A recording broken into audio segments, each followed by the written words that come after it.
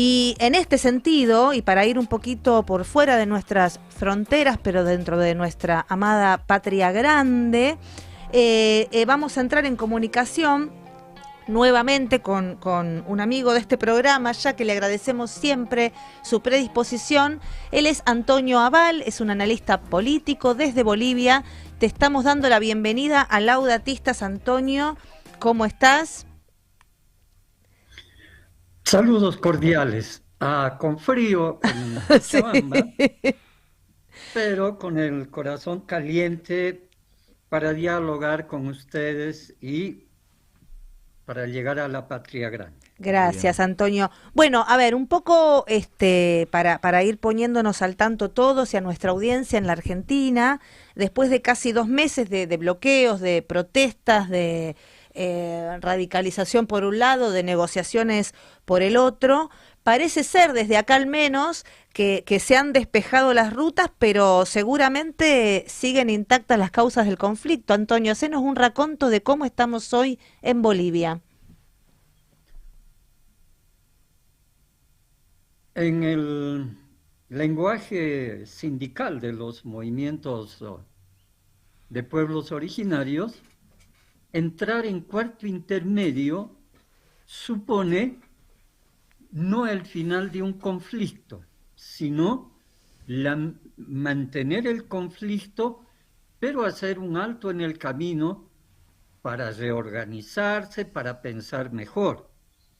Por ejemplo, en una asamblea comunitaria, cuando no se tiene una decisión concreta tomada por toda la comunidad, se hace un cuarto intermedio y se dice nos vemos mañana o dentro de 3 días. Eso quiere decir que se está analizando la salida del conflicto. Ujú. ¿Es esa la Bien. situación? Se han tomado algunas medidas, se han expulsado a dirigentes que han estado negociando con el gobierno del campo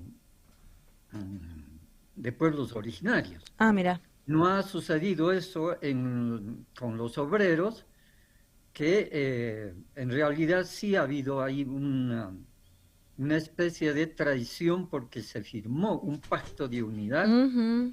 entre la COP y los representantes de pueblos originarios, ¿no?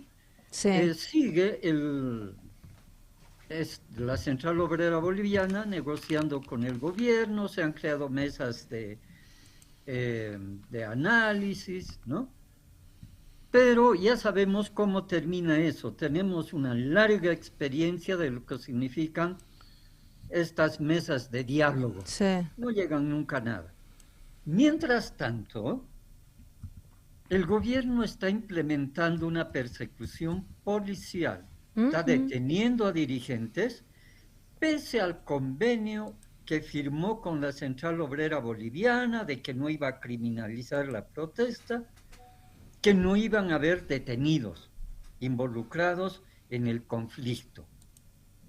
El dirigente máximo de la Federación de Campesinos de La Paz ha sido detenido. Están buscando a los dirigentes de la ciudad del Alto que estaban en las movilizaciones y hay datos que dan cuenta más o menos de unos 250 en este momento prisioneros Ah, un políticos. montón. ¿No? Sí, sí.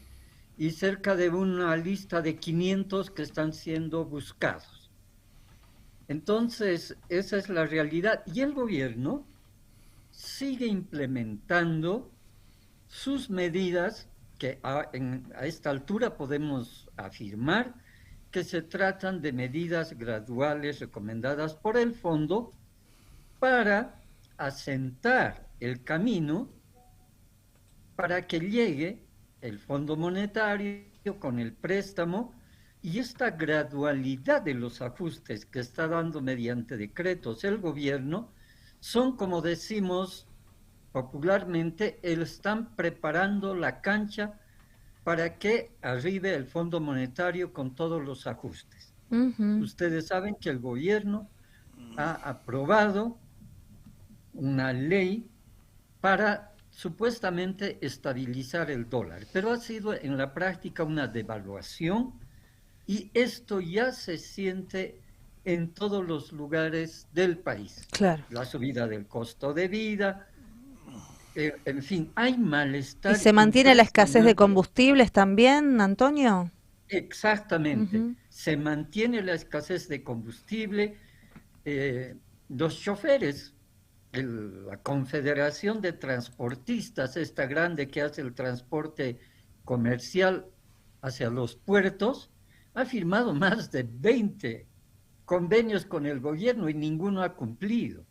No sabemos qué medida irán a tomar porque en la semana que terminó, su dirigente ha dicho ya no queremos dialogar con Claro, el gobierno, estamos claro. convenio, convenio, convenio y nunca cumple. Entonces, fíjate, hay malestar general en la población. La COP sigue en esta negociación, por lo tanto, paralizada cualquier capacidad de movilización del sector obrero y en los sectores campesinos están empezando a plantear un congreso de unidad que por fin dé una única dirección al movimiento campesino en Bolivia. Ahora, Antonio, ¿cómo estás? Buen día. Vos tenés experiencia en seguir estos procesos de lucha, incluso desde la época de las revueltas y rebeliones contra el gobierno entreguista de Sánchez de Lozada. ¿Cómo te parece que va a estar la dinámica en el movimiento después de este estado de sitio, repliegue táctico y un gobierno que a todas luces se muestra como debilitado para poder llevar adelante sus pretensiones derechistas y colonialistas, es decir, no tiene una relación de fuerza por el momento favorable? ¿Cómo pensás que va a evolucionar esta dinámica en la relación de fuerzas? El gran ausente en el acompañar esta movilización campesina han sido los sectores urbanos, Ujú. ¿no? Y no hay señales que haya reacciones, que haya movilización. Hay malestar, pero no hay movilización. Los que más están sufriendo este tema del alza del costo de la vida son los sectores urbanos. Ahora, en los pueblos originarios, yo he estado hace poco en la Amazonía boliviana, tienen muy claro el panorama de lo que está intentando hacer el gobierno. Primero, está queriendo anular las TCOs, que son las tierras comunitarias de origen, estos territorios Sí. conquistados con una marcha en 1990 por los pueblos originarios de la Amazonía, y convertir estos territorios en reservas para entrar al mercado del carbono, ¿no? Ujú. Privándoles a miles de pueblos que viven de la recolección, que no tienen un sistema de agricultura sedentaria, no, viven todavía de la recolección, en este caso de la castaña, y que el gobierno está tratando de frenar. Ellos tienen claro este tema del avance del Estado sobre estas tierras comunitarias de origen. Entonces, lo que está faltando es una articulación de estos problemas detectados por la gente de la Amazonía y por las organizaciones del occidente del país, digo altiplano y valles. Si se logra unificar el malestar urbano, el avance y el acoso sobre las tierras de la Amazonía, que entre otras cosas está altamente contaminada con mercurio por la minería ilegal del oro, Ah, mira. ¿no? En los ríos de la cuenca amazónica, en el río Madre de Dios, el río Beni, en fin, todo eso, y la defensa de las comunidades en el altiplano y los valles, el gobierno estaría en serias dificultades de terminar su gestión. Entonces, todo va a depender de esta articulación que se dé y una unificación de los objetivos. Yo creo que todavía mm, no se ha terminado. Hay, hay un sentimiento de triunfo en el gobierno y en los sectores oligárquicos del país. Sí. Por Ajá, eso están avanzando con todo. claro. Pero para las fuerzas y para los pueblos no ha terminado el conflicto. Como digo, una articulación puede crear nuevos escenarios Ujú. y con mayor fuerza. ¿Y qué Esperemos que actitud, esto ocurra. esperemos que ocurra, sí, claramente, y qué actitud ha tomado el vicepresidente sobre el cual algunos sectores tenían expectativa de que se delimitara tajantemente del presidente y que se pasara del lado de las reivindicaciones del pueblo? Te cuento que he estado escuchando a mucha gente y han perdido la confianza que habían depositado en el vicepresidente. Ujú. Claramente, ya no tiene la confianza que habían depositado antes. Te dicen, nosotros, como no había el más, hemos confiado en Lara, hemos Claro, votado por él, claro. para que cumpla lo que dijo, ¿no? Es verdad que el gobierno ha debilitado la imagen de Lara también, le ha quitado todas las prerrogativas que tiene el Ujú. vicepresidente, le ha quitado su presupuesto, o sea, le ha dejado como una figura decorativa. Decorativa.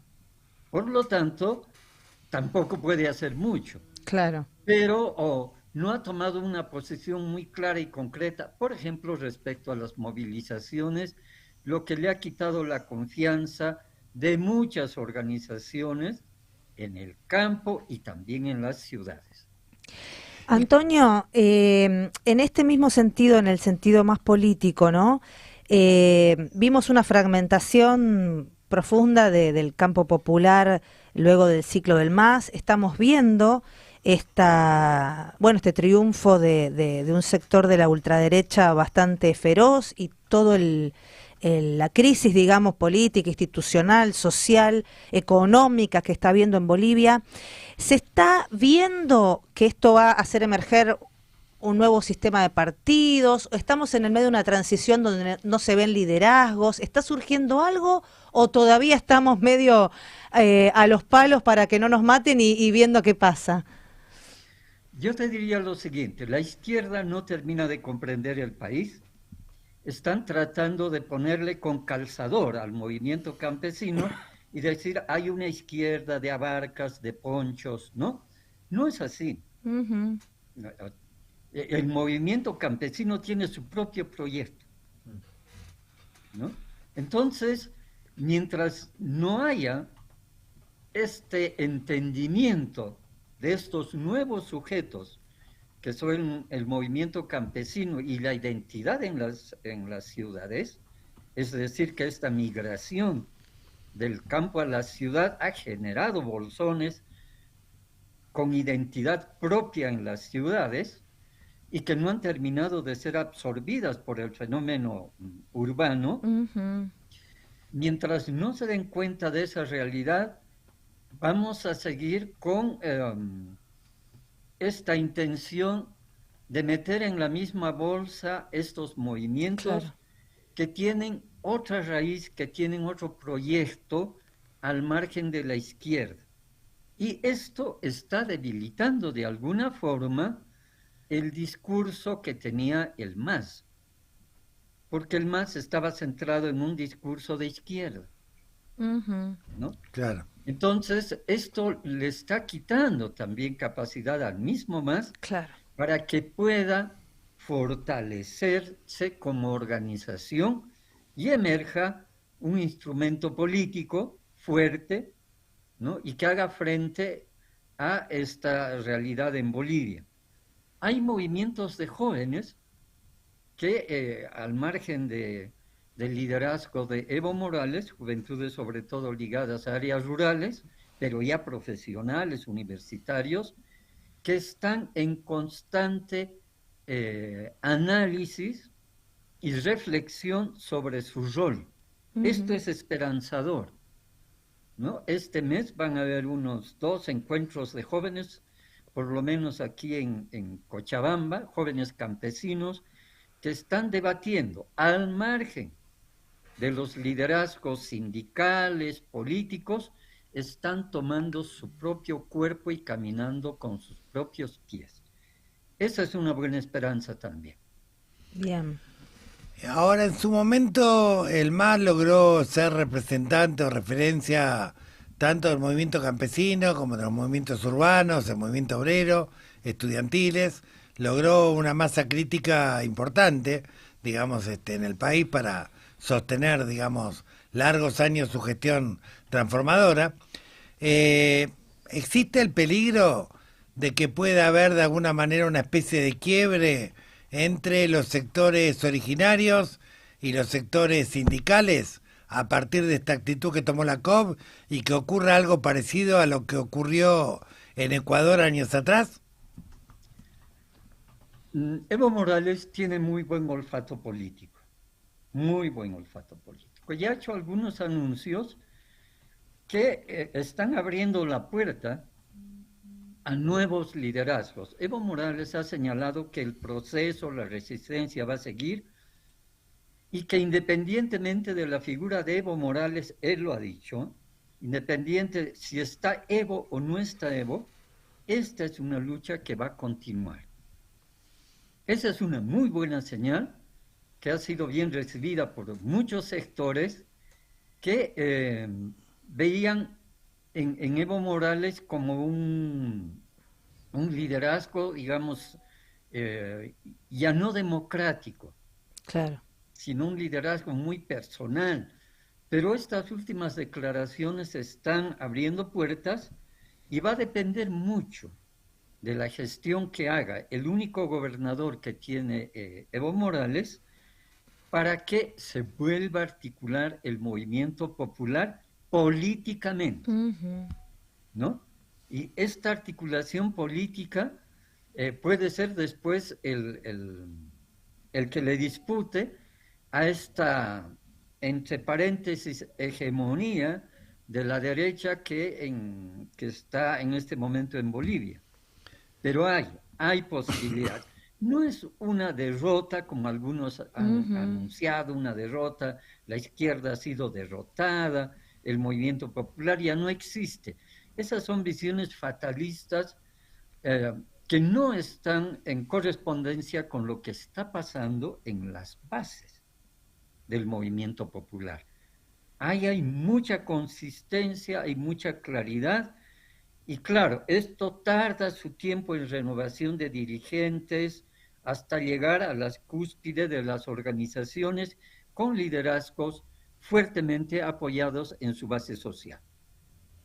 Clarísimo. Bien, ¿y para cuándo se estima que podría llegarse a ese Congreso de Unificación o instancia de unificación para tratar de buscar consolidar una alternativa más o menos hegemónica, digamos, frente al gobierno de Paz Pereira?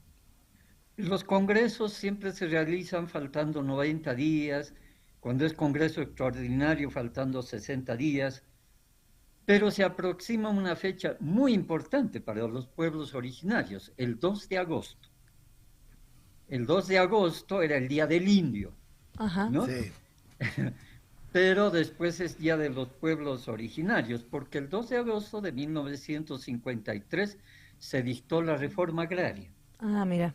Entonces una fecha muy importante y habrá que ver qué reacción va a haber de los sectores sindicalizados, especialmente del altiplano y los valles, porque sabemos muy bien que la reforma agraria no llegó al oriente ni a la Amazonía en Bolivia. Claro. ¿No? Bien. Esta reforma agraria al oriente y a la Amazonía llegó recién en 1990, cuando arrancaron al gobierno de Jaime Paz Zamora, al papá de Rodrigo Paz, los territorios comunitarios de origen. Esa fue una reforma agraria en la región amazónica de Bolivia. Mira vos. Es una fecha muy profundamente simbólica también, ¿no?